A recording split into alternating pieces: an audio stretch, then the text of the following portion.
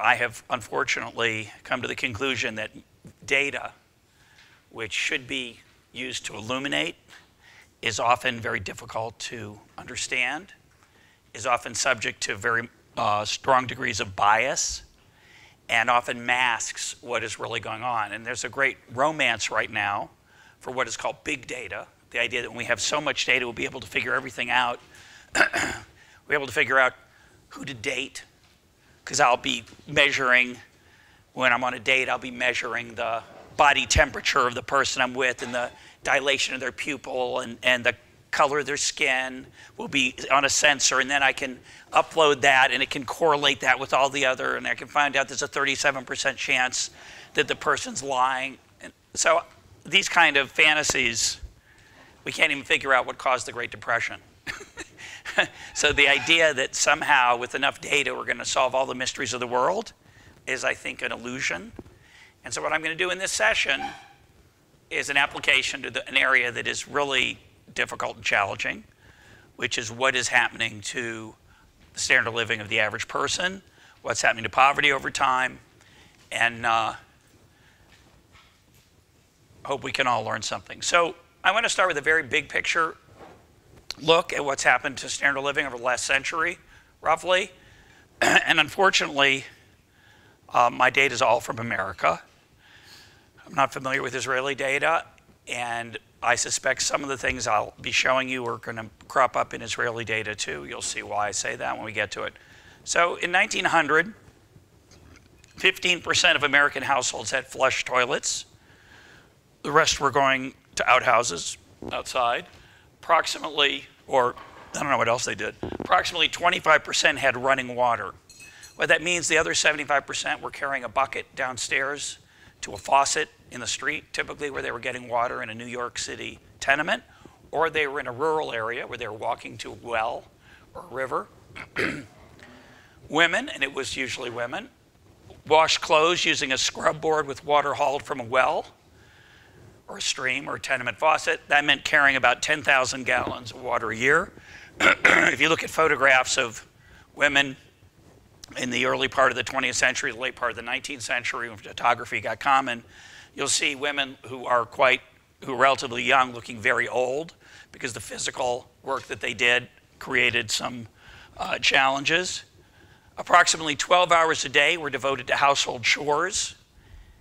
12 hours a day. 12 hours a day. Half of that was food prep. And remember, what food prep meant was if you wanted to boil water, you were down to the stream, bringing the water back in. You were chopping wood to fire the stove. 25% of households share living quarters with a lodger. That's supposed to show that you're poor. But of course, with Airbnb now, we're going back to that, to where people are sharing their house with a lodger. But there was no central heating, no refrigerators. Virtually no one had electricity. About 20% of households had an ice box. An ice box is just a box that you stored ice in to keep your meat from spoiling. Obviously, no microwaves, no cell phones. 42% in 1900 worked on the farm, where they worked 74 hours a week. Anybody know the number today? What percentage of the American workforce is in agriculture? It's about 2%. So obviously, we're all starving to death because we've lost all those agriculture workers, but of course we're not because of productivity. City workers work 60 hours a week. More interestingly, 8 out of 1,000, almost 1%, that was the chance of a woman in America dying in childbirth. 1%. Today it's about 8 out of 100,000, so it's 100 times safer childbirth. 1 out of every children died in the first year of life. Today it's better than 1 out of 100. It's a 10-fold improvement, and it's really better than that because what we call a child has changed. We deliver babies at very early stages of life that wouldn't have been delivered at all in 1900. People say that nobody reads anymore. The only thing that gets published are big bestsellers. But in 1900, there were about 6,000 books published that year, and today about 300,000 books get published a year. I like to say we live in the greatest time in human history for a curious person. Obviously, the web dwarfs the amount of information that's available to us than just that books. So that's the good news. Let's look at the recent news. And much of the recent news that is negative is the last 40 years. So the last 40 years in America, many people believe were not good years. I'm a skeptic on that. So I'm going to give you the case for the idea that it's a bad time, and then I'm going to try to make the argument that that's not the whole story. Now, part of the reason I say it is that 1973 is around when things started turning not so good. In 1973, I was 19 years old. So I remember what 1973 was like. It was awful. We would be appalled, most of us, to be alive in 1973 on the things that we care about. Now, just a few of those things. Obviously, we have a cell phone. We didn't then. We have the internet. We didn't then. We have a television that is an unbelievable thing. We didn't have it then. Healthcare is remarkably better today than it was in 1973. Probability of surviving a heart attack, probability of getting various diseases, better. Surviving cancer, better. The downside, what would you say are the downside? What's worse today than in obviously there's social things. We're not talking at all about social things, right? It's easier to be gay, it's easier to be African American in America, it's easier to be Jewish. That's all to the side. We're only talking about material prosperity, which of course, as Adam Smith would remind us, is only a very small part of life satisfactions. And I didn't tell you this morning, but in the Theory of Moral Sentiments, he spends a huge part of the book talking about how foolish it is to seek wealth and to be ambitious because it doesn't make you happy, which is fascinating. That's another story. But I want to emphasize we're talking about material well-being. In terms of material well-being in America, what do you think is more challenging today than in 1973? Pollution. Pollution. Actually, I think it's probably cleaner on almost every dimension except for greenhouse gases. In terms of toxins in the air, it's better on almost every dimension. Opportunity, you could argue. I want specifics, though. I don't want general things like pollution. What else? Obesity, a good problem in general. It's what we call a first world problem, right? You know, that's like the, some people were complaining about the cappuccino here at the hotel. It's impressive, right? That's a good sign. That's your biggest problem. Now, I'm thinking of things like the exposure to radiation. Exposure to radiation, I don't think it's any worse. It might be a little worse. You know why? Flying is cheap. Not cell phones so much. Flying is cheaper, and flying gives you a huge exposure to radiation compared to not flying, but still not very high. Now, I'm thinking of things like the cost of housing, which is very high compared to 1973, but the houses are bigger, so that is complicated to measure. The cost of education, dramatically higher than 1973. Cost of healthcare, dramatically higher, but it's better. So you might still be better off, but those are the issues that people worry, and these are important things. These aren't like, so when you say, well, you know, that's a separate issue, but that's not a crisis, I would argue. But what I was going to suggest that is, in 1900, if you wanted a portable music device, you had to hire 6 people to follow you around, right, with their instruments. And they maybe knew 50 songs. That would be tremendous. Now I have 50,000 songs in my pocket. So this is more expensive than 6 musicians in 1900.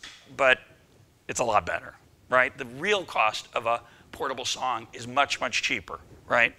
So to control for that is a challenge we're going to get to in a sec. What was I saying right before that about housing prices? Oh, I was going to talk about TV. So people say, well, it's true that in 1973, again, I was alive, a 19-inch color TV was like a big deal. I'm not sure. I think they had color TV in 1973, fairly recent. The picture wasn't very clear. It got 5 channels, and it was this big, 19 inches on the diagonal, about this big. So now we have a 62-inch high-def thing that's so clear that you're afraid to look at it because it's scary and creepy, right? You can see the skin problems of the people on the TV. And it gets 300, 1,000 channels, whatever you want. You can watch movies on demand.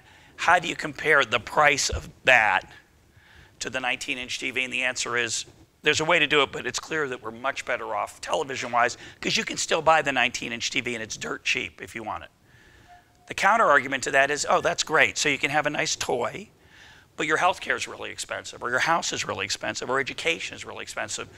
Those 3 things are really important. I'm going to forget that in America, more people go to college than ever before. So even though it's a Yogi Berra thing, it's so expensive no one buys it anymore, except it's so expensive that everyone's buying it. So the real issue with education is that we have subsidized it heavily in the United States, which has increased the number of people who attend, which has increased the price as we've pushed up demand.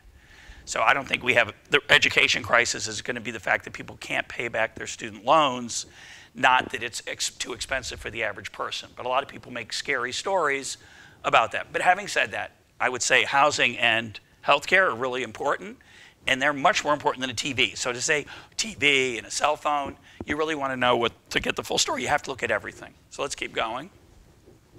So since 1973, this particular chart, as it so happens, this is from Claudia Golden and Lawrence Katz, very good economists. So let's look at this. What the dark chart shows is the lowest fifth, that's the bottom 20%. The second 20%, mid-fifth is the middle between 40 and 60. Forward fifth is 60 to 80. The top fifth is 80 to 100. So ignore this for a moment. Just look at these. So what this showed is that between the dark bars showed that between 47 and 73, the annual growth rate was pretty even across the quintiles. A quintile means a 1/20th, excuse me, a 20%, a 1/5 slice into the income distribution. So if you look at the dark bars, it's pretty even. The highest growth came from the poorest people. You see that? Everybody see that? Yes? Need a little feedback here, folks. Do we see that? Okay, so this is since 1973 up to 2005. The lowest fifth made almost no progress per year. The second fifth, et cetera. The top fifth made the most progress of 1.5%. So actually two things that are noteworthy about the chart. One is that it used to be fairly even, and now it seems to be slanted toward the richer you get, the better off. The rich get richer and the poor get a little bit richer, but not much. The other thing to notice, by the way, is that the overall height is much lower between 73 to 2005. Everybody see that? So it says that the growth rates in the US have slowed and they've slanted toward the rich. That's what that chart seems to suggest. This is the glass is half full part of the talk. Do you have that expression, Beaver? Half full, half empty? I mean, this is the half empty, sorry. Right, I'm trying to use an idiom that I'm using incorrectly. Nice. This is the glass is half empty. This is bad news, right? This is depressing. Here's some more depressing news. This is average hourly earnings, $2,014. That means it's been corrected for inflation, okay? In 1973, just by coincidence maybe or not, it peaked at $21.50. And for the next 20 years, the average person, and by the way, this is production and non-supervisory workers, so it doesn't include the highest levels of management. So in general, do we all know that we generally don't want to use the average when we're looking at income? If the average income goes up, you'd say, well, that's a good sign. Why is that something you wouldn't want to use? Because it may be skewed. It may be that the highest got a lot of increase, and that's a very poor measure of what's happening for the average person. So we use the word average in two different ways. We use it in everyday language to mean what? That's what we use in statistics. What do we use average to mean in everyday language? Typical, like most people. That's what the average person, meaning like most people. But statistically, average means a very formal thing where we take the total amount divided by the number of people. So if the average goes up, that doesn't mean necessarily that the average person, in everyday terms, has gotten better off, because it could be the gains are all going to the richest people, in which case we don't know anything about what's happened to the average person. So typically when we're looking at income, what's a better measure of average? The median. The median is the number that divides the distribution in half. Half are higher than that and half are lower. Now this is average, but it's okay to use average for this because I've truncated it. I've cut off the high part of it because it only is everyday workers, not management at the top. Everybody with me? So this is very depressing. What this says is that for 20 years, the average person, not only didn't they get a raise, they took pay cuts. Now there's a trick here. Do you see this trick? Everybody know this trick? you start the graph at 17 instead of 0, because that makes your eye see that it's a much bigger effect than it otherwise is. Right? It looks like it drops to less than half of what it was. It's actually not less than half. It goes from 2150 to 18. That's about a 14% decrease, but it looks like a massive fall, but that's okay. Since this is a half-empty part of the talk, I want to dramatize. But this is the way people who are worried about things will show the chart. And so over this 21-year period, real, everybody know what real means? What does real mean? When I say real, what do I mean? You deduce the prices. I've corrected for the increase in prices over the time period, meaning I've corrected for inflation. If I don't correct for inflation, what do I call it? It's called nominal. Nominal means not corrected. It means the actual amount. Real means corrected for inflation. So this is corrected for inflation. It fell. The nominal amount increased, but there was inflation between 74 and 94. So in real purchasing power, what the salary was, the wages were able to buy, it means that the average everyday worker was able to buy less in 1994 than in 1974. That's extremely depressing. Do you know one of the real reason it's extremely depressing? It's because that was a time, especially the last part, of great economic growth in the United States. The 80s, from 84 to 94, was tremendous success. 74 to 84 is a mixed bag, but 84 to 94 was very, very good, and yet in that period, it looks like the average worker did much worse. Since then, improvement, but not enough to even get back to the peak in 1974, which suggests that over a 40-year period, when the US economy, I'm going to guess, doubled in size, when per capita income doubled, the average person didn't share in it, is what that picture says. At the same time, the income share of the top 1%, starting around when?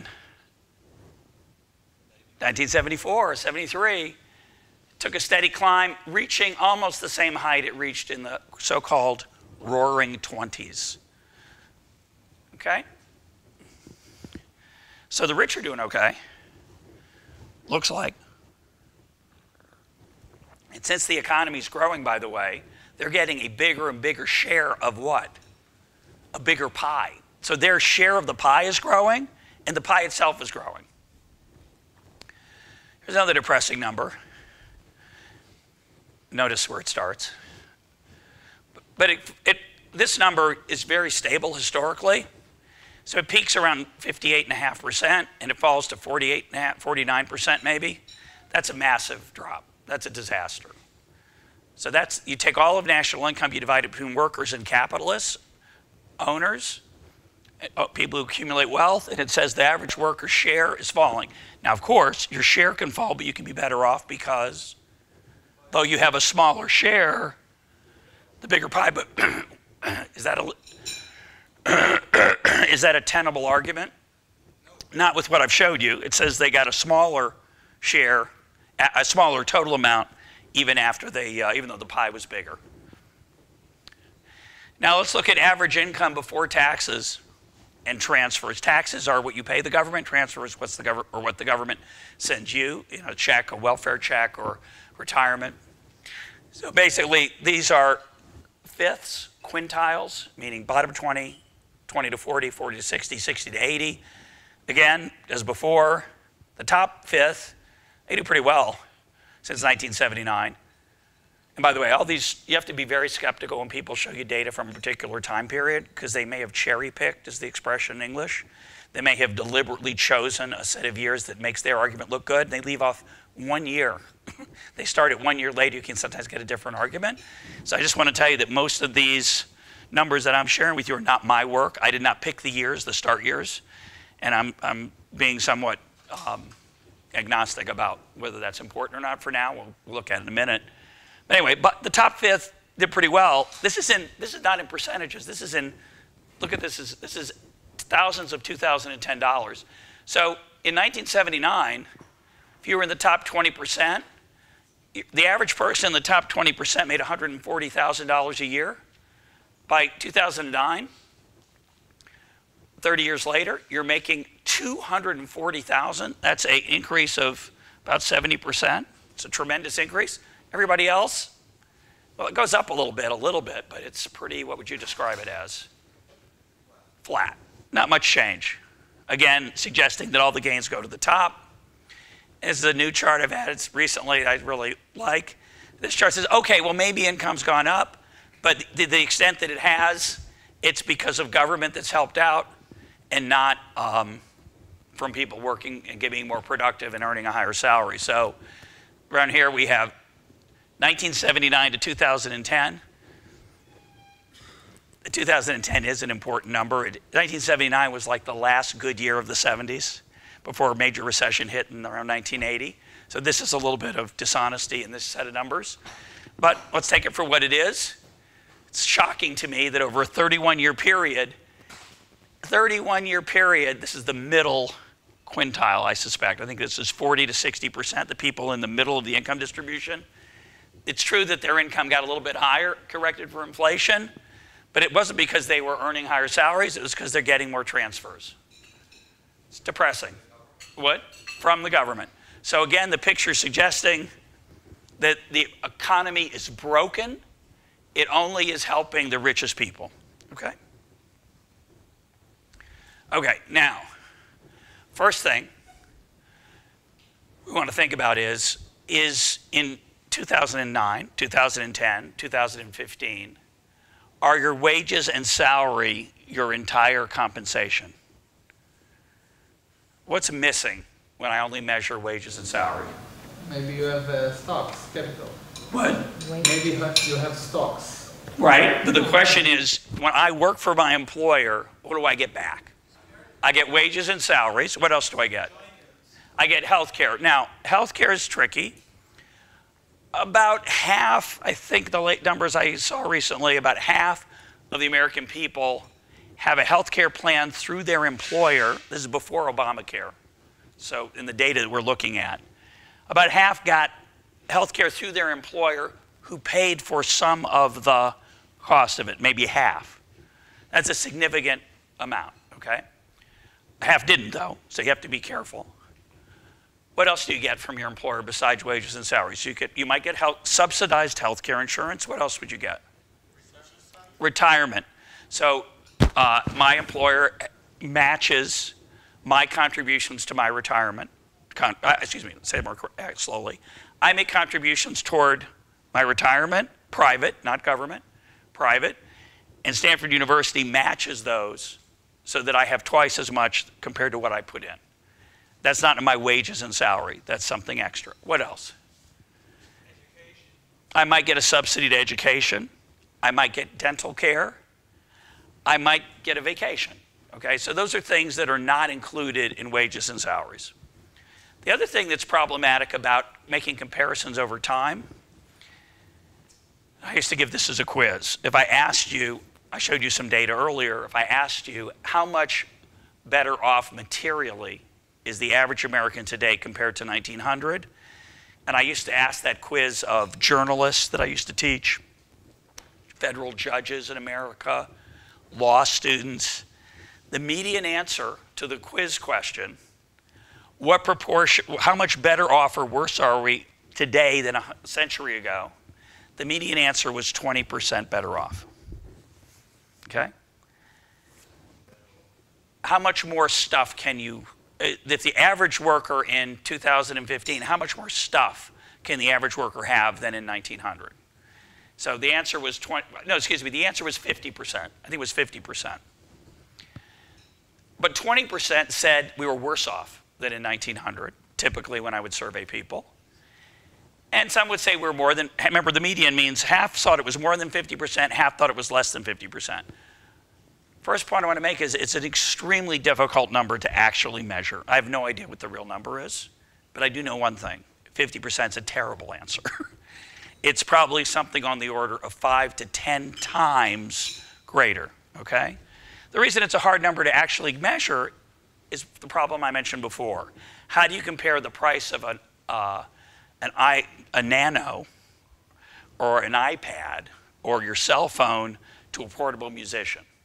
Because the qualities or a TV are not the same. And a lot of the things didn't exist. To take a more important one, I'm talking about music. I love music, but what's the value of having a plastic heart valve as a possible way to deal with your heart problems? How do you enter that in the measure of the fact that things are more expensive? Well, there was no such thing. What about life expectancy? What? Life expectancy. What about life expectancy? But that's not in this. You So can't. It means that you're working until older age, usually. What about it? So does it factor in? Well, we're talking about annual measures. We're not talking about lifetime. You know, if I said to you, I'll give you a choice. I'm either going to give you a painkiller when I do the root canal for your tooth, or I give you a shot of whiskey. What would you prefer? Probably the painkiller. If I said, how much would you pay to have the whiskey, to have the painkiller instead of the whiskey, that's the number we really want, and that number is very hard to measure.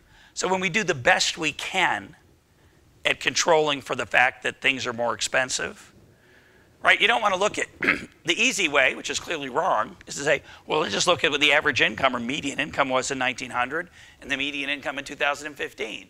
You can't do that because stuff's more expensive. So you want to take out the effect of being more expensive, but to do that, you have to control for quality, and that's impossible to do perfectly. You do the best you can, right? For some things, you have an idea of how to do it. Cars get better mileage than they did in 1900, right? Or they get more miles per gallon. But that's an easy one. You can actually figure out what the real effective cost is of a mile traveled. Okay, so I'm going to point out two things. The first thing I'm going to point out is that in all these comparisons, there has to be a measure then of inflation. And of course, it turns out that what measure you use matters a lot. The second thing to point out is that compensation is what we should be using to figure out whether the economy is working well, not just wages and salaries, right? The reason I take my health care from my employer, why do I do that? Why don't I just get a higher wage?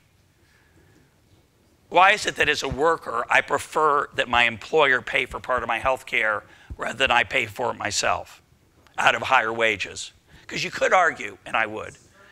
Hang on one sec. You would argue, you should argue, that I would prefer a higher income, and I would then have the freedom to choose what I spend it on, which healthcare might be what I want, or I might want a plan that's fancier than the one they offer, not as fancy, but instead they just give me a set of choices and I have to pick one, and they pay for half of it, say.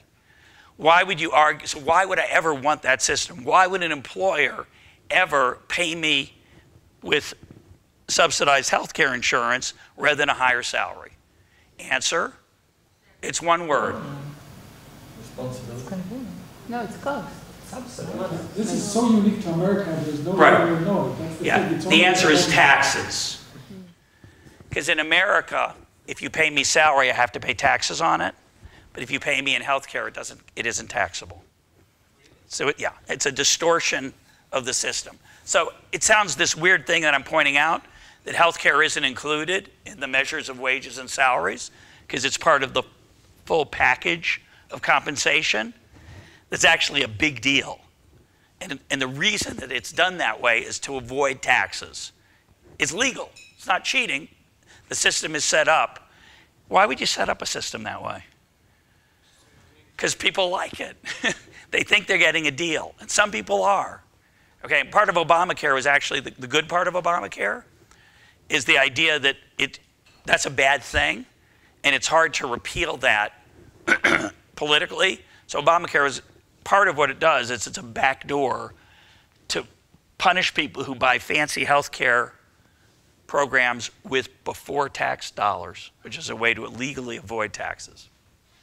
Okay, so this chart, this is a study done in 2005.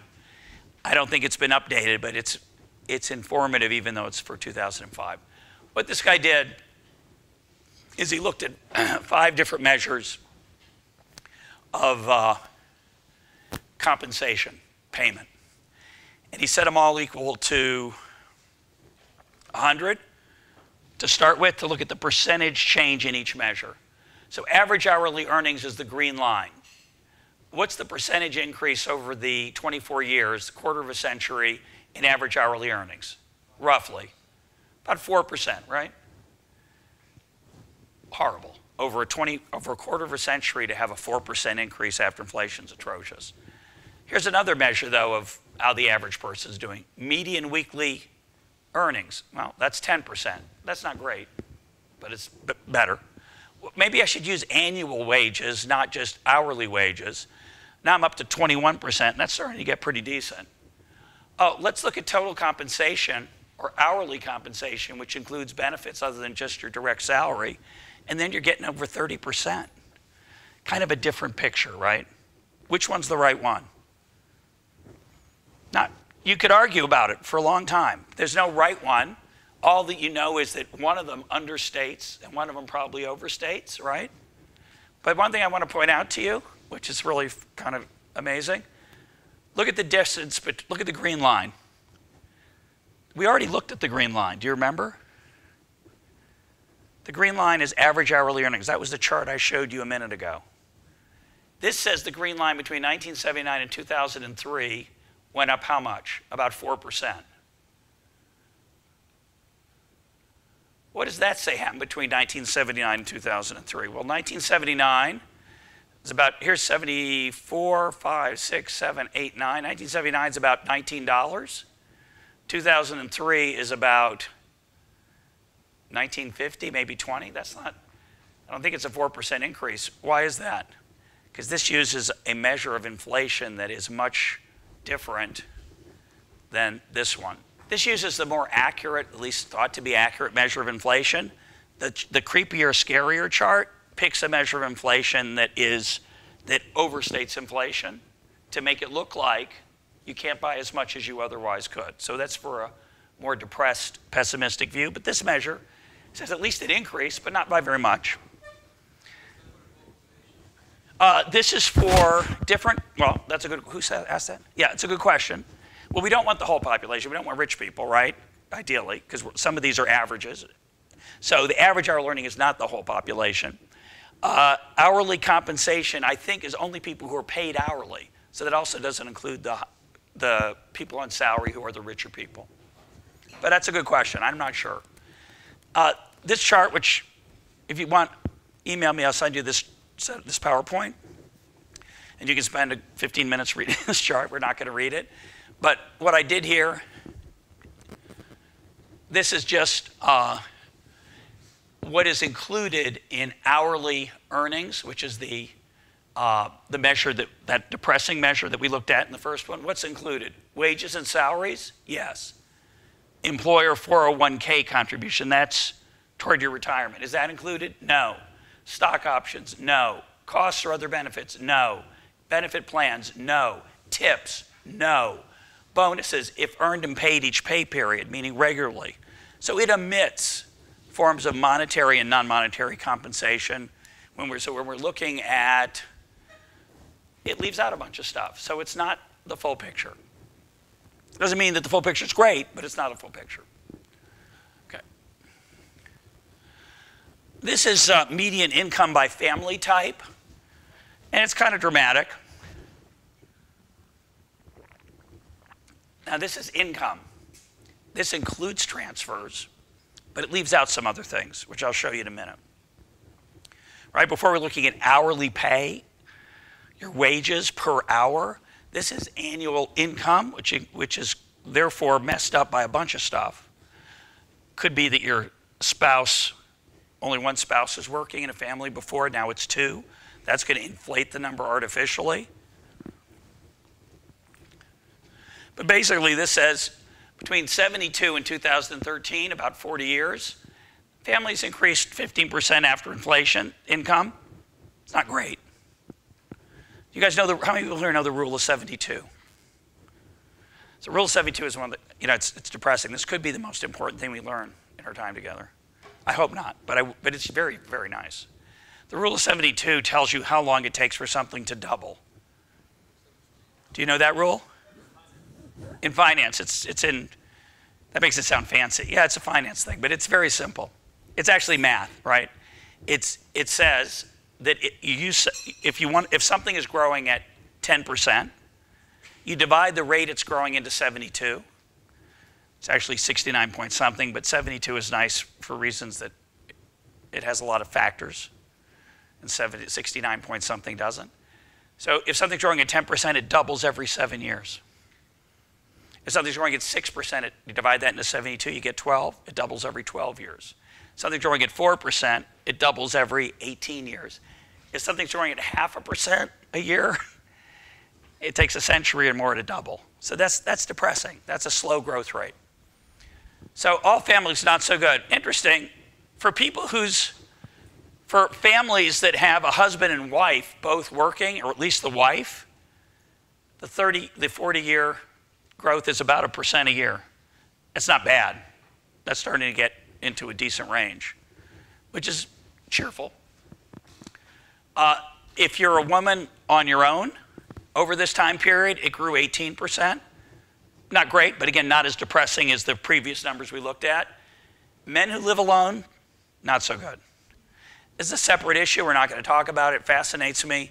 Over the last 30, 40 years, a lot of the gains in the marketplace have gone to women and not men. Why that is, whether that's a statistical artifact or a reality in America, I don't know. It doesn't get a lot of attention. But men are working a lot less than they used to. Women are working a lot more. And men who don't marry don't do very well. A lot of people think that proves what? If you want to be rich, get married, which is really stupid. Which is really stupid. And the reason it's stupid, why is it stupid? Because it forgets the fact that people who don't marry are not the same as people who do, right? Does education increase income? If you go to get a college degree, do you make more money? No. Maybe. In the data you do. College graduates make a lot more than people who didn't go to college or didn't graduate, right? But that doesn't tell you that if you go to college, you'll make more money, because you don't know which way causation runs. You don't know whether that the people who go to college are different than the people who don't go, and therefore they earn more, or whether the going to college is what increases their well-being. If you're interested in that, in their material well-being. If you're interested in that, I have an interview with Brian Kaplan, who thinks college is basically a waste in terms of making you more productive. It's just a set of hoops that you jump through to prove to employers you're one of the people who goes to college. That's pretty depressing, isn't it? Some of you will maybe think that sounds maybe right, depending on what you study, and some of you think, no, it's not true, right? His example to make you consider the possibility that schooling is totally wasted and all it is a signal is that when class gets canceled, are you happy or sad? Well, you should be sad. I had a chance to gain more knowledge and become more productive, and yet, strangely enough, most people are very happy. In fact, think about this. First day of class, folks, I've decided I'm not going to teach this semester. You're all going to get A's. See you next year, next semester. Now, of course, you'd be disappointed in some classes, but other classes you say, well, that's a relief. Okay. This chart's way too busy. I apologize. We're only going to look at two or three numbers from it. This is a counterpoint to this chart. Remember this chart that said all the gains in family income over the last 40 years, roughly 30 years, came from what? Government transfers and not growth in income? This includes old people. This includes people over 65. If you take them out, here's what you got. Oops, sorry. So for everybody, wages and salaries went down 16% over the period, but for non-elderly households, for people who have children, it went up 30. People in childless non-elderly households, it went up 26. Elderly households, yeah, down 13. So probably not the most accurate picture of that chart I showed you before. Now, this is interesting. All these numbers I'm giving you about income, here's what they include. Earnings. These are all different government programs, welfare of various kinds, disability, non-work-related income, like dividends, right, et cetera. So it includes that, but it does not include employer contributions to health care or retirement, which have been increasingly a larger part of compensation in the United States. And I would argue it's corrected for inflation by an imperfect price index. Labor share of national income. Remember I showed you it was plummeting from 58 to 49, which is horrible. But that's just wages and salaries. When you include total compensation, which is the top line, it's pretty flat. Now, it's gone down a little bit recently, and it's continued down. Profits are very high right now for corporations, which alarm people, and we don't fully understand why that is. I don't, at least. But basically, this story down here is very deceptive because it doesn't include all measures of compensation that are going to workers. This is the coolest thing I'm going to show you, okay? It's hard to believe that there were cool things in statistics, but this is the coolest thing. And it's called Simpson's paradox. If you've never seen it, I'd never seen it until recently. I never learned about it in econometrics or statistics.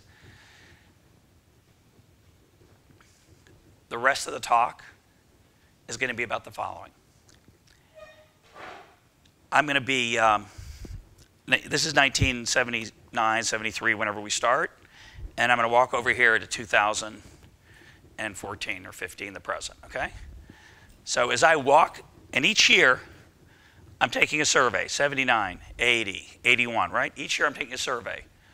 What's changing about the population that I'm surveying? What's happening?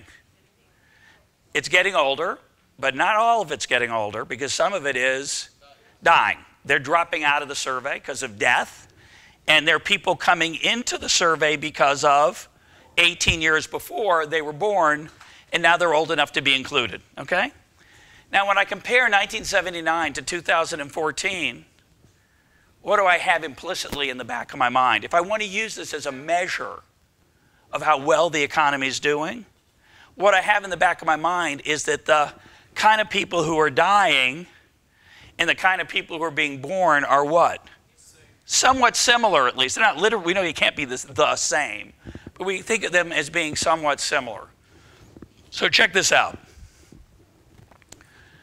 There are many different ways to divide up the population. Here are 6 ways that, and these 6 ways are exhaustive. What do I mean by exhaustive? What does that mean? It includes everybody. I haven't left out any kind of family. I could say families with children and without children. That would be everything. I could say families over 40 and under 40. That's also exhaustive. Okay? So this is exhaustive, as you'll see. Married couples with, married couples without, single women with, single men with, single women without, single men without. That's all the types that there are. Right? There's one type you could argue, yeah, but what about same-sex families, right? Which, I don't know if that's in here or not, because there will actually have a better way to say it. There are a lot of people here who aren't married, right? Either because they're living together or same-sex, they're considering themselves married in these earlier data periods when there wasn't legalized same-sex marriage, but that's a relatively small part of the population. But this is who they interview, right? They're not missing anybody. So if I'm a couple cohabiting, meaning living together but not legally married, I assume I don't know how that's in here. I apologize. I just realized that. But among so-called families, which is how the data are gathered, they make some decision about people, whether they count them as single, I don't know. But this is the different measures. What? Not exactly. The U.S. data is collected under 2 definitions, family and household. So family means what? What it says, related. Households could be 2 unrelated people living together as, guess what? Roommates in college. It could include a group house, et cetera, et cetera. But this is actually family data, okay? So what this is, now, the poverty line is an artificial measure, by definition, that ideally doesn't change. I shouldn't say artificial. It's arbitrary is a better word, meaning you have to make some decision about what's poor. What's poor in 1967, obviously, is not poor in the year 400. We have very different standards of what's poor, but in these data, the definition of poverty doesn't change over time, I don't think. So that isn't part of what's being measured. You understand? It's consistent, okay? In 1967, 10% of married couples with children were poor, 10.7. In 2003, it had fallen to 8.1. And again, this is a study that was done in 2006, which is why, again, the time periods aren't quite the same as every data thing that I've showed you. So there was a This is very important. There was a 2.6 percentage point change, but that's a 24% drop, because 2.6 out of 10.7 is a big drop, actually. It's only 2 percentage points, but it started at a relatively low number. Similarly, 5.8 went to 4.1, 51.2 to 37.3. So you see that each family had a reduction in poverty, each type of family. Which one had the smallest reduction? Single men, but it went down, not very much, 18.1 to 16.2, which is 10%. Now, if I asked you to guess what happened to the population as a whole, what happened to the poverty rate, now you know that single men without children, men living alone, is a relatively small portion of the overall population. So if I asked you to guess what's the change in the total population's poverty rate between 1967 and 2003, if you asked me, I would have said, well, 22%. I mean, the high is 29. 5 of the numbers, and they're the most populous groups, are all in the 20s. So it's not 29, but it's probably low 20s, right, for the overall population. What? This is, no, I think this, this is, thank you. This is not old people, correct. It's percent of non-elderly, okay? But so of that group, so now I want to look at the change in the poverty rate for the non-elderly, for the whole population. I've showed it by each family type. Now I want to show it for the whole population. What's your guess as to what the decrease would be? You'd say, well, it's probably going to be in the low 20s. But you'd be wrong. Because the family types changed a lot between 1967 and 2003. We had a cultural revolution in the United States. It had happened all over the world. Do you know what that revolution is? It's going on right now. More people are single for 2 reasons. What are they? What? Technology and career? I'm looking for something even more basic. Time out, even more basic. I'm looking for, sorry, simple answer. They get divorced and they don't marry to start with, okay? Those are the 2 things that are changing. Why is that? Technology, birth control, a lot of reasons. Cultural change, sociological revolutions about the role of women, about the point of marriage, 1,000 things. But that phenomenon changes dramatically how you look at income statistics. And nobody, virtually nobody, takes that into account. So look what happened between 1967 and 2003. In 1967, these numbers add up to 100, roughly. Do you see that? Because I remember what I told you? It was exhaustive. That means they add up to 100. So 2/3 of 1967, 2/3 of the families were married families with children.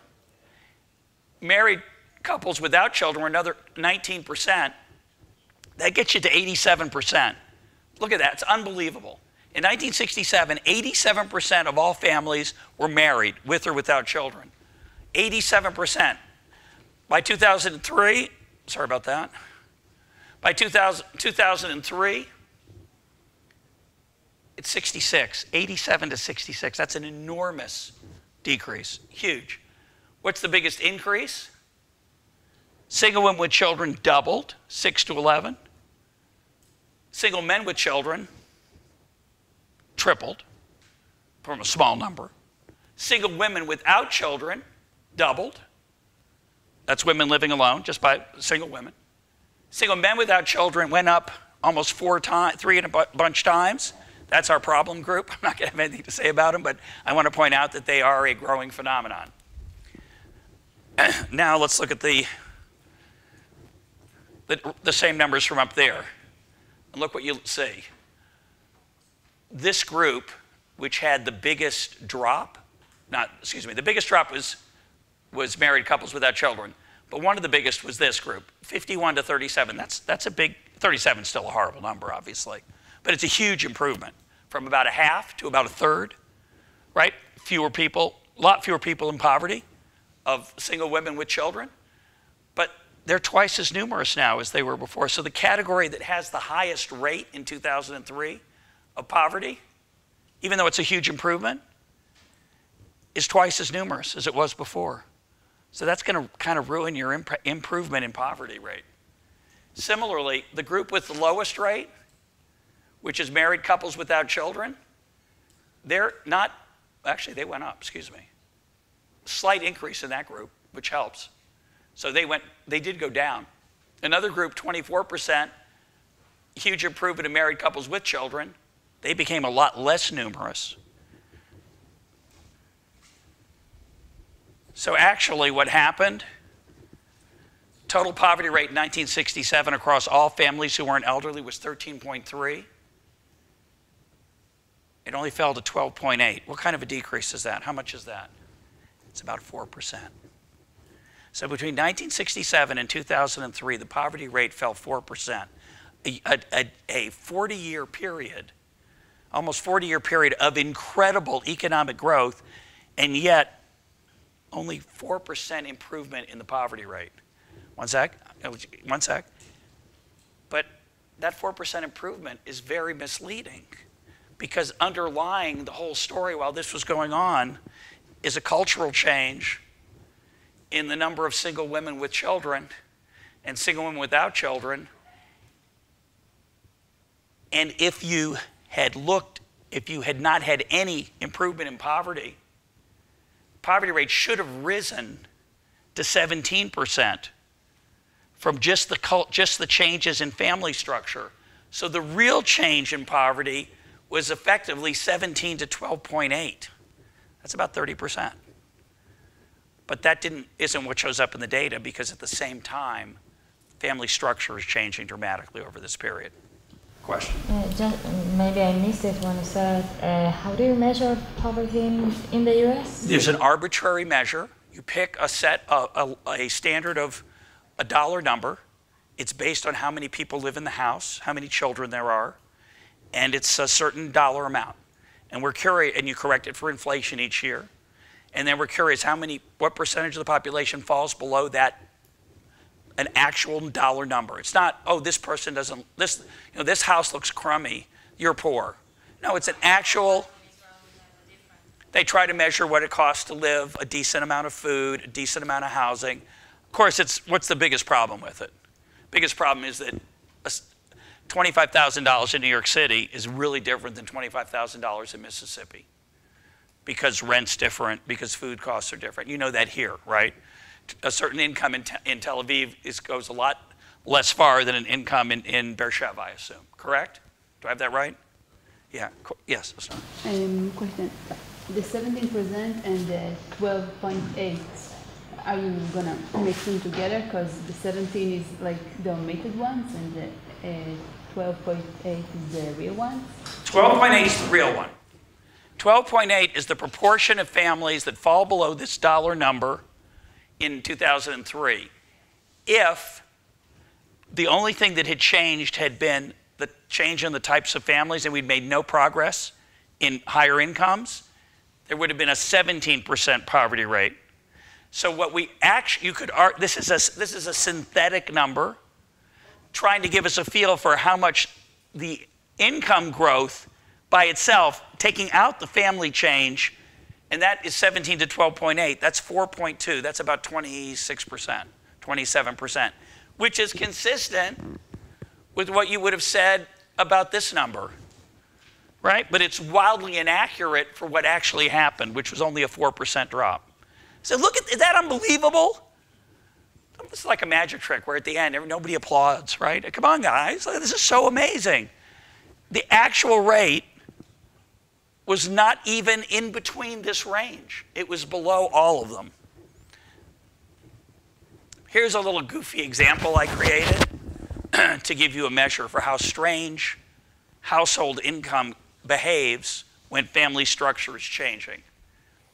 I've got 10 families in the top here, okay? You see that? Each family has 2 people in it, a husband and wife, and each one works, and each one makes the same amount. And if everybody wants to stand up, it's a fine idea. Each one's making 50 So family income is 100 for everybody. Everybody got that? In this world up here, the top quintile, the top fifth, earns what percentage of income? A fifth. Everybody's the same. Every household's the same. Perfect equality. No inequality. Total income for the whole society is 10 times 100, because there's 10 families, each one with 100, that's $1,000. The median family income is 100, the average is 100. It's a perfectly equal society. Now I'm going to have two things happen at once. Everyone's income doubles, every individual's income doubles, but half of the families get a divorce. Okay? So these five stay married, and they're here. They're all earning 200. The other five families divorce. They create 10 more households now, each earning, they're all single, 100. They used to earn 50 each, but their income doubled, so they're now earning 100. What has happened to the share of the top quintile? Well, it's gone up. They're getting 30%, not 20%. Median is $100. It hasn't changed. Average income is up 33%. So you say, well, average is up 33. Oh, but the median, that's what we care about. Stagnant, no change. But every single person in the sample is twice as better off economically as they were before. So the median can be very misleading if over time family structure changes. Having said that, I want to make one qualifier, one little footnote. If you are making 50 in a household with 100, that is not the same as making 50 by yourself. Or a better way to say it with this, if I was earning 50 and I now earn 100, but I'm single, I went from being married with 50 to single with 100, I'm not as well off as I was, I'm not twice as well off as I was before. Why? No, sorry, let me make sure I get the example. I'm over here, I'm earning 50, and I'm married. So here's my spouse who's earning 50. So we have 100 altogether. Now we get divorced, they get divorced, not me. This family gets divorced, and the husband but he gets a big raise, and he's now earning 100. So before he was earning 50, and he had 100 altogether with his spouse. Now he's earning 100, and the spouse is earning 100 in a separate house over there. Am I better off or worse off than I was before? I'm better off because I have 100, all for me, right? But I'm not twice as well off. Why? No, because there are certain economies of scale of living with somebody, right? In English, the expression is two can live as cheaply as one. That's a lie. That's not true. It's impossible. But two can live close to as cheaply as one, right? Because even though you eat maybe twice as much food, you don't take up twice as much space. You don't use twice as many, you can buy the bigger size of the paper towels or the ketchup or whatever it is. So there's no, when you're by yourself, there's no economies of scale. And so again, you don't want to literally say they're twice as well off financially, but they're a lot better off. But the point I'm trying to make here is with this goofy cooked up example, even though the median hasn't changed, virtually everyone in the sample is twice as well off as they were before. Here's some depressing data, perhaps. I guess you can be agnostic or not judgmental about it, but it's pretty striking. In 1975 to 79, people who got married in that year, in those years, if the bottom line is people who have a 4-year college degree, and the top line is people who the top line, the bottom green line is people who finish college, and the top line is people who don't finish high school. Got that? Finish college versus don't even finish high school.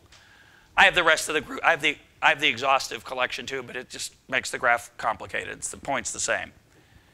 So in 1975, if you went to college and graduated, you had a 29% chance, a woman had a 29% chance of getting a divorce, and a woman who didn't finish high school had a 38% chance of getting divorced. So there's a higher chance of divorce if you didn't finish high school than if you did finish college, but that's the difference. By the mid-90s, the difference has gone from 16 to 45. A massive gap has opened up in the probability of divorce for a woman based on education level. The point being that the people who are forming the single households down here are not the average people, they're poorer. They're people with lower skills, which means that your median, guess what it does to the median? If I'm trying to calculate the median over time, I'm starting here in 1979, and I'm marching toward 2014, and as I'm doing that, people with low levels of education are more and more likely to divorce relative to people who have high levels of education. That's pulling the median down for purely statistical reasons. It doesn't mean that people are actually worse off. I'm not going to show you this at the same point. I am going to show you really quickly. 1960, very small differences in probability of divorce or marriage. This is marriage, right? Yeah, the proportion that's married in 1960 is slightly different by whether your education level, but by 2008, big differences. College graduates much more likely to be married than people who have high school or less, or even some college. Some college, by the way, in America is not much different than being just a high school grad, which is also evidence for Brian Kaplan's point that education doesn't add to your skills. It's just a signal. Depressing. This is sort of interesting. I'm only ugly chart. Look at it at your leisure if you want. Let me just show you one thing in it. This is shocking. In the highest fifth, how many workers per household? Over 2. How do you do that? Because your college student son or daughter is working and bringing in some money into the family income in the American, these are tax, it's equivalent to tax,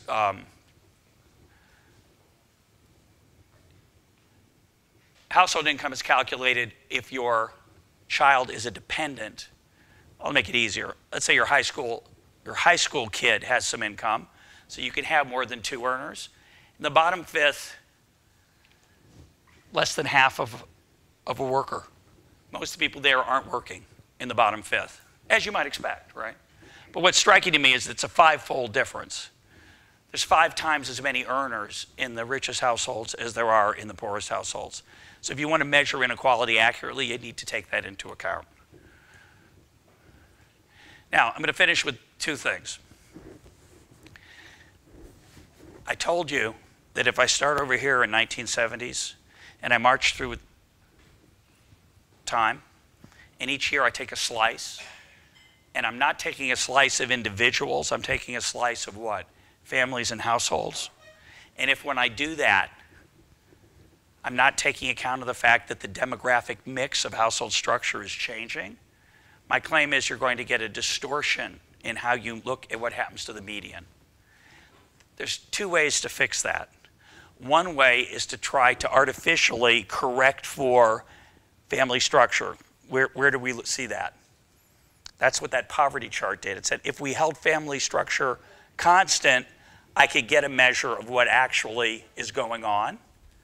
The other way to do it is to follow the exact same people over time rather than taking a slice. So in 1973, take a population, interview the same people every year. Some of them die, yes. Some of them have children who grow up. But in America, we've been doing that since 1967. In 1967, there's a very famous study called the Panel Study of Income Dynamics that was designed to look at poverty. They took 5,000 families in 1967, and they followed them every year over time. They lost track of some of them, of course, not because they died, but because they just stopped filling out the form, or they just couldn't find them after they moved. So there's some attrition, some loss of data. But a lot of the people had kids, and when the kids grew up and moved, they followed the kids, and they sampled them, okay? So what I'm going to show you is data that is approximately the late 1960s to the late 1990s. This is a 30-year change, and we're looking at the exact same people. Now, the reason I don't give you any, I said late 60s to late 90s, the people who did these analyses realized that if you want to compare people over time, any one year can be misleading because you could have a bad year. You could be sick, You could work part-time, you could go back to school.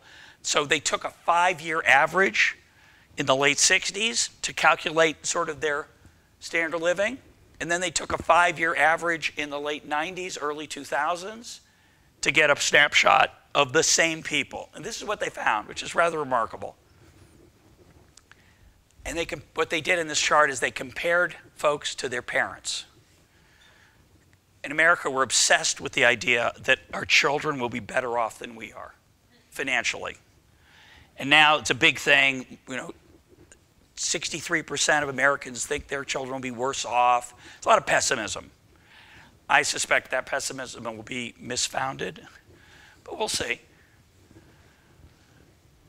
So this is actual data of what happened to folks. 2/3, and this is divided by race, which is interesting also. So this is white and black. And I don't know if it includes Hispanic under white or not. I apologize. But over this 30-year period, 2/3 of the children are better off than their parents for white children. 63% of blacks are better off than their parents. This is what's interesting. Now, tragically, see the little 2 stars there? Not enough. There are, but they're not enough to report the estimate, right? That's tragic. But in the top quintile, so what does this mean? It means if you're born, in English you say with a silver spoon in your mouth, meaning if you're born into a rich family in the top 20%, 44% of those kids grew up to be wealthy, more financially successful than their parents. 44%. Well, you say not a lot? Well, it's tough because your parents are really successful. It's hard to pass them, right? So they're hard. Guess what? A lot of those parents are in that top quintile by what? Luck. And their kids weren't as lucky, so they don't pass them. And similarly, let's look at the bottom. This is not wealth. There's no inheritance. This is how much you earn in the marketplace from your salary over a 30-year period. Look at the bottom. If your parents were in the bottom of 20%, almost every white kid ended up better off than their parents, and almost 3/4 of the black population ended up better off. Guess why? They're easy to pass. A lot of them were in the bottom quintile because of what? Bad luck. And the kids didn't have bad luck. They didn't start a business that went broke. They didn't get hurt in an accident that limited their earnings capability. They did better. And you can see, if you just look at the black data is more complicated, but the white data, basically, the poorer you are, the higher chance the poorer the house you grow up in, the better your chance of doing better than your parents. What's the next question you would ask, that I would ask? I have a question. Yeah. We see that they did better than their parents here. The question is if they moved up in the individual quintiles. And the answer to that's a great question. I was going to ask something simpler, which is, well, what if I make $1 more than my parents? I am, quote, better off, but it's the same. $100, the same. $1,000, that's really the same. So we're making a very arbitrary decision here for progress.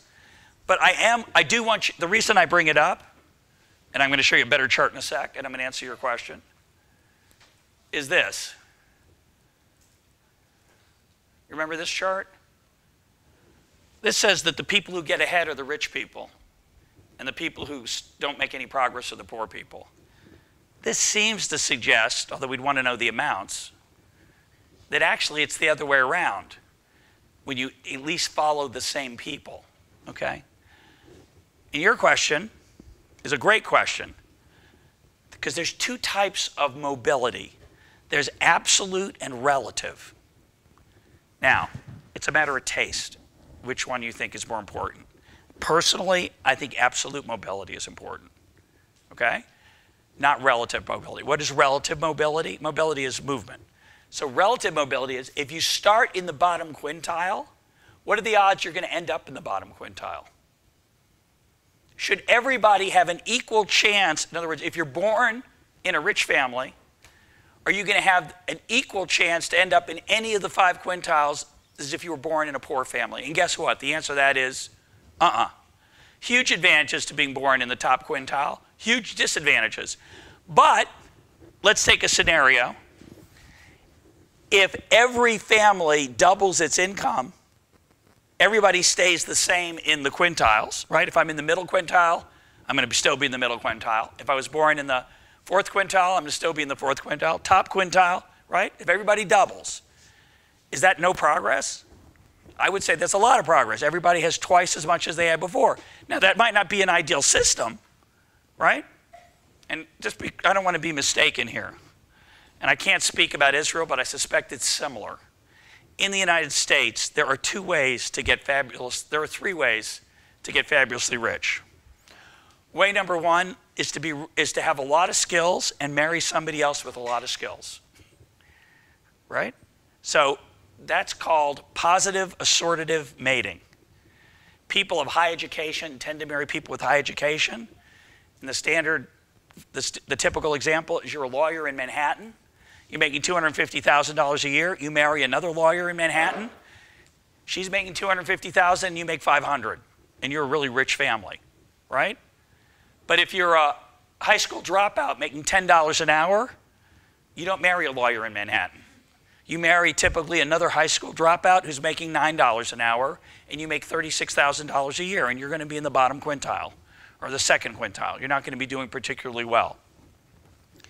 So one way to get rich is to marry somebody who's not like you if you're poor, or is like you if you're already doing well. So that's one reason there's a lot more people in the upper regions, and why the upper region, the top 20%, starts at a lot higher place, right? Is people marry people like them. The second way you can get really rich in America is you create something that a lot of people want to buy, or that you can monetize and turn into money very easily. So who are those people? It's lawyers in Manhattan, unfortunately, right? Their services are very valuable. I wish the world were otherwise. Athletes, movie stars, singers, software designers, right? Sergey Brin and Larry Page, who developed Google, they came from average families. They're now in the top 0.5% in terms of overall wealth. I'm very happy. I'm so glad that they are. I really love the product, at least for now, right? I don't know how the world's going to turn out, but I'm really glad that Google exists. It's a fabulous, wonderful thing. Because of that, they got incredibly rich. But watch this. From basketball, who here likes basketball? Okay, so for those of you who don't, too bad. Maybe you know something about this. It's 1968, and one of the greatest players in the game in 1968 is Wilt Chamberlain, okay? It's 1978, and one of the greatest players in the game is Magic Johnson.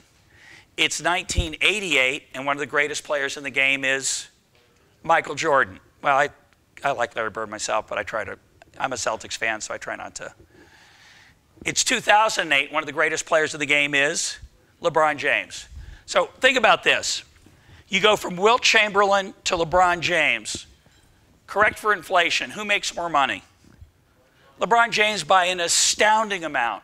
His salary is dramatically higher, and his earnings are even higher than that by an enormous amount because of advertising, because he can advertise and be a star. Why? Why is LeBron James better than Wilt Chamberlain? Maybe, but you could argue that he's not. Wilt Chamberlain was a freak of freaks. 7'1" player who was as graceful and for his time, an unbelievable player, scored 100 points one night. That game was not taped, by the way. Some people believe it was in Hershey, Pennsylvania. It was at a neutral site. There are people who claim that it never happened. It's like landing on the moon. One of the reasons I think it never happened is I think he made like 36 of 40 free throws. He never made anything like that in the rest of his career. So some people say the whole thing never really happened, but I think it did. But anyway, why does LeBron James make so much more than Wilt Chamberlain? Because LeBron James is a superstar in China. Wilt Chamberlain, nobody in China knew who Wilt Chamberlain was. Why is that? technology, the internet, television, cable TV. The technology benefited the talented way disproportionately. So if you look at the ratio of Wilt Chamberlain's salary to the people in the stands watching, to the ratio of LeBron James' income to the people in the stands watching, that ratio has gone through the roof. It's much bigger. Is that because LeBron James is a greedier guy? No, it's actually because he's entertaining more people. Now, it's not his doing that allows that to happen. It's technology that he had nothing to do with. But that kind of inequality, to me, is basically a good thing.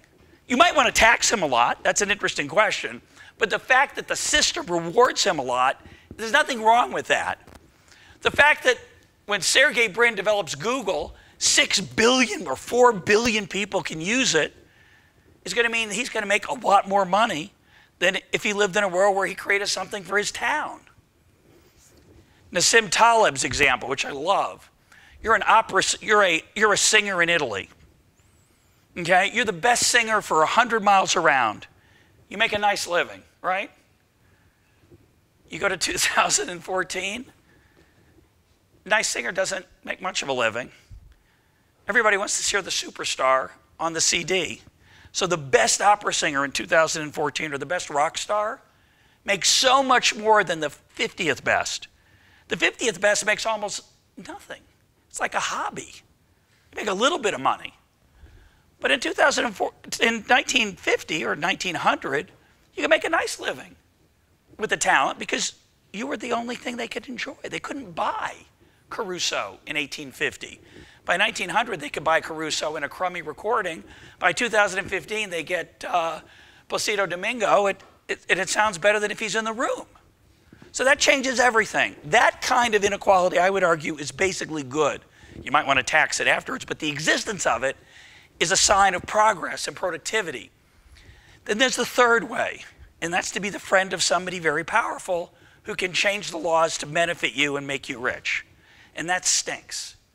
And in America, we have a major problem with Wall Street, in my opinion, because right now, I believe way too much of government subsidies, Federal Reserve policy, regulation benefits a small group of people who work on Wall Street.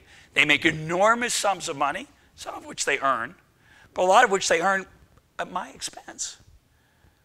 I subsidize their ability, because of decisions to bail out people, I subsidize their ability to borrow money. Borrowing money is really pleasant, folks. If you could go to a casino and borrow money at a 0 rate, you put it on red and you just keep doubling it if you lose. You go to the roulette wheel, you put $1,000 on red. If you lose it, you put $2,000 on red. If you lose it, you put $4,000 on red. Now the casino knows this, they don't let you do that. But the reason most of us can't do that anyway is we run out of money before we have a chance to let the system work. But if I can always borrow money, now why would you lend money to somebody doing something wacky like that where you could get wiped out? You'd never do that. You might invest in somebody like that, but you'd never lend the money for a fixed return of say 3 or 4%. Yes, you would if every time that these guys went broke with their strategies, the people who lent them the money got all their money back anyway. And that's what we've been doing in America for the last 30 years, since 1984, a major bailout of continental Illinois. It's a terrible, terrible social policy. It's a terrible economic policy. It's not capitalism, it's crony capitalism, and it's awful. And you've got the same problem here. I'm not an expert on the Israeli economy, but I know there are people who benefit from government regulation and special privilege and favor and are getting fabulously rich, and it makes people really mad. It tells them the system's not fair, and it's not. And that's a problem with dictatorship, but it's even a problem in a democracy. We have it in America, you have it here. That's the kind we should get angry about. That's the kind we should march about. That's the kind we should write about. That's a terrible thing. Now we're almost done. 2 more charts. This is children's income compared to parents' income corrected for inflation. So just to give you an idea, we're not going to march through the whole thing and you can't even read it, so I'm going to read it to you. If you started in the bottom quintile, white parents in the bottom quintile in the late 60s earned about $27,000. Their kids earned about 55. 55, it's a massive increase. So ignore the, let's look at I want you just to look at these skyscrapers, these buildings. I'm only look at whites. The blacks are almost the same. There's a couple of weird things there, but for the whites, what do you notice? First of all, the light gray is always taller than the dark. That means the children are better than the parents, except for one, the top quintile. The top quintile actually went down. The children of the kids in the top quintile actually made less than their parents. But the gap between the two is bigger as the lower the quintile. That's the gap. You see the gap? It's getting smaller. So every group's doing better than their parents in the bottom 80% of the population. What? Except for the richest. But the bottom 80%, the kids do better than the parents. The amount they do better is bigger the poorer you are. And for blacks, there's actually a little bit of a drop-off even at the problem starts in the top half, which is tragic. But even for blacks, the bottom quintile, this is amazing. The bottom quintile, if you're black, no, it's worse, sorry. Yeah, that's bad, right? The blacks actually, the kids have done worse in the bottom quintile. Slight improvement in the second, and it drops in the third and the fourth. So economic progress for African Americans in America has been not so great. Well, you know, whatever. Correlation is not causation. But the point I want to make is that, the simple point I want to make is that if you're taking a slice of a snapshot in time, you're not getting the full story. When there's cultural change, social change, one way to fix that is to follow the same people. It's a much cheerier story when you follow the same people. And I'd close with this. This is from Piketty and Saez and Atkinson. It's showing the share going to the top 1%, and the purple line is America. So we've already looked at that chart, remember? We showed that it's almost as high now as it was in the 1920s, 1930, 1929, excuse me, before the crash. But what do you see about the chart? It's the same pattern for every country, in this state at least, which are the United States, England, Canada, and Australia. United Kingdom, Canada, and Australia. Something is going on in all 4 countries that is increasing the share going to the top 1%. I would suggest that there are 2 things that are going on that are the same.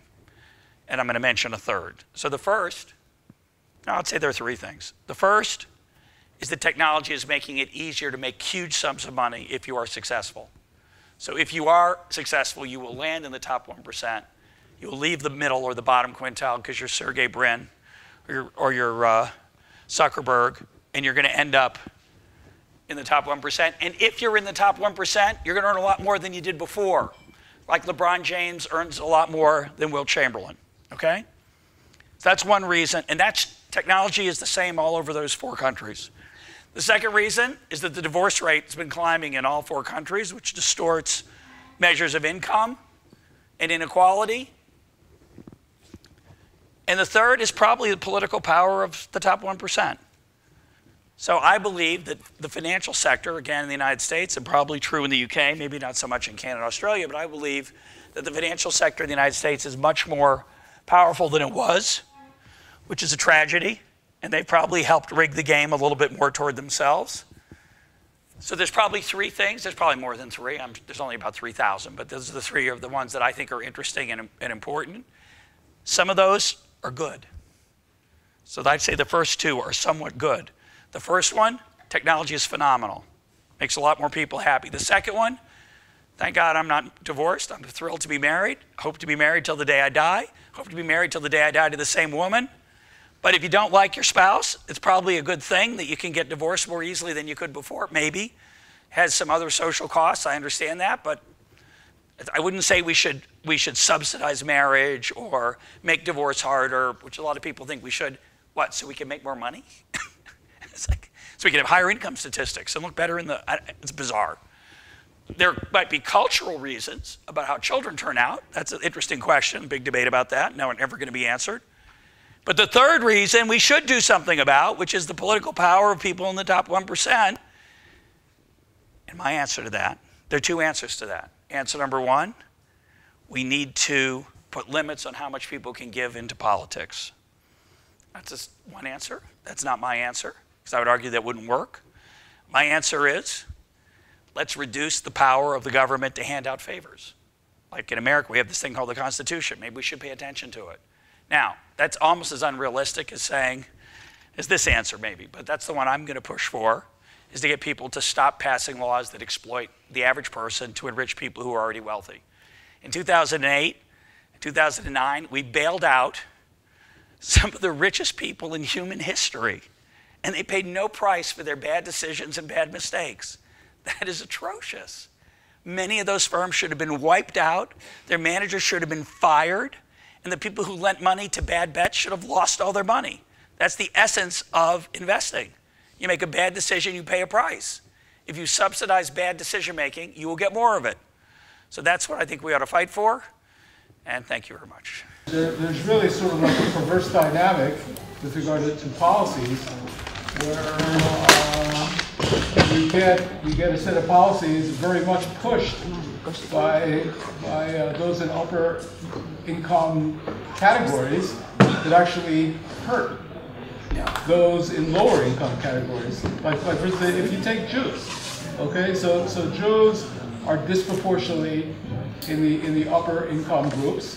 They're also disproportionately liberal. They disproportionately vote for liberals, and these policies that get enacted do not hurt them, but they actually disproportionately hurt lower income groups. Well, that's a separate question. You're talking about the law of unintended consequences. They believe they don't agree with you. They believe that they're helping people with the laws that they support, right? They disagree with you. So, well, what I'm saying is for instance, like they support. They think the minimum wage is good for the poor. Yeah, But they can be right. I don't think so, but they think so. They have data and studies that show that. Yeah. So I'm just proposing that perversely they support policies that increase these gaps, because what they do is they make it they essentially create situations where they don't hurt them and they stay in these upper income brackets, but these policies make it harder for the poor to rise out of their own situation. I happen to agree with you, Bob, but I'm trying to give them the benefit of the doubt, right? So let me reframe that your point so I can agree with it, okay? So I'd say the following. Many people in America think that the public school system is a really good thing. In America, we have a lot of private schools. People pay with their own money. And we have public schools paid out of property taxes, typically, and various government grants. I don't think the schools do a very good job of serving the poorest citizens. I think they do a very bad job. People who support the public schools say that's because we don't spend enough money. And I would argue we spend plenty, we just don't spend it very well. They would say, well, we just need to spend it better. And I would say there's no sign that we know how to spend it better. So I would like to have a different system of all private. I would get government out of education, which is like it's like saying, and I'm going to go live on Mars, right? In Israel, to say we're going to get government out of the education system, it's like, but I'll tell you something important. You have in your packets Capitalism and Chofshi or something. What's it called? V'cheirut. Capitalism V'cheirut by Milton Friedman. He wrote it in 1962. In that book, he wrote the following policy suggestions. Get rid of the minimum wage. Get rid of licensing requirements. Have a volunteer army, not a draft. Have flexible exchange rates. Have vouchers for schools. Get rid of agricultural subsidies. Tear down that wall. What else? What else did he, anybody remember? What else did he argue for in there? Anyway, a monetary rule of X% a year, steady monetary growth, rather than a arbitrary, capricious monetary policy. when he wrote that book, he was considered a lunatic. Impractical, none of these things are realistic, they're ridiculous, they're bad ideas, and they're never going to happen. And a whole bunch of them came true. We got a volunteer army. That was unimaginable. We have flexible exchange rates. That was unimaginable. We have a voucher experiment in lots of cities. That was unimaginable. So a lot of things that seem impractical can come true. The way Milton Friedman acted, he spent his whole life, instead of saying, I know this is ridiculous, but, he said, here's the best way to handle this. And he just said it with a smile, and a serious face, and empathy, calm, and a lot of them came true. Now, I had the privilege of interviewing him in 2006, a few months before he died, and I brought this up, and I said, it's incredible. Preparing for the interview, I went back and read Capitalism and Freedom. I hadn't read it in 25 years, or some long period of time. And I said, Milton, it's amazing how many of these ideas that at the time were considered ridiculous, impossible, they actually happened. You know what he said?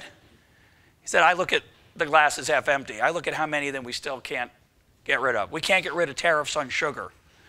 In America, quotas on sugar. In America, we have a handful of families that restrict the amount of sugar we can import, which means that candy's more expensive, drinks are more expensive, ketchup's more expensive. He says, everybody knows that that's a bad policy, and it still persists, and it depressed him. Well, I'm glad it depressed him, because it meant that every year he tried to make the world a better place as he saw it. So don't be a pessimist. Don't be a fool. But if you think something's right, don't just keep it quiet.